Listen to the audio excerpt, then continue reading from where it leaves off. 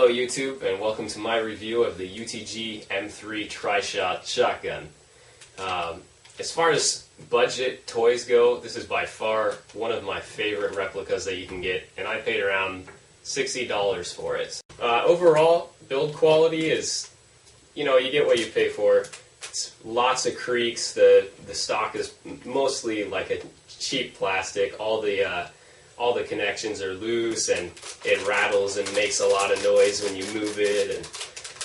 But other than that, I've put so many rounds through this thing, and it's still, it's been doing great. I can't really go into the details of the internals or disassembly of the weapon because it's primarily plastic molded, so everything's sealed up. You can pretty much assume that the internals are mostly plastic and pot metal, similar to a cheap spring sniper rifle. Out of the box, the factory rates it at around 400 feet per second. I found that over time, just through regular use and things like letting my buddies use this gun and they'll leave the slide racked back, which leaves the spring compressed, has lost a little bit of its power, but I'm still amazed at how hard it shoots.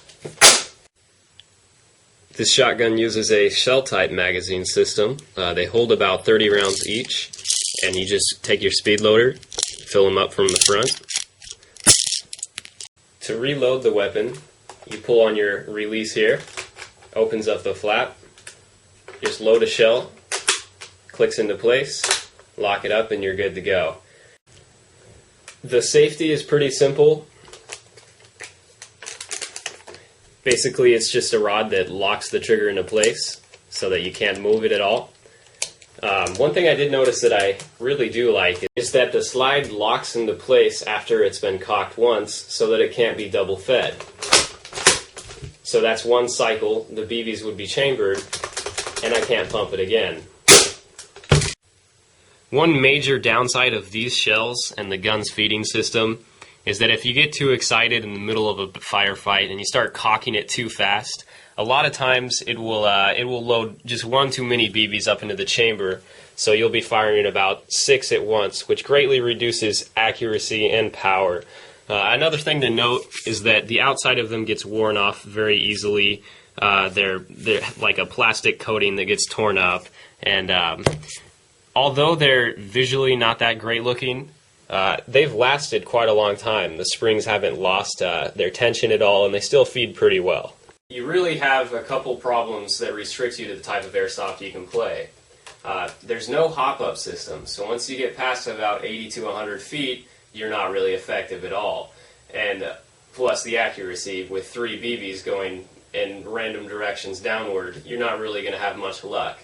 The other problem is with this particular model, there are other models that have shortened stocks and shorter barrels.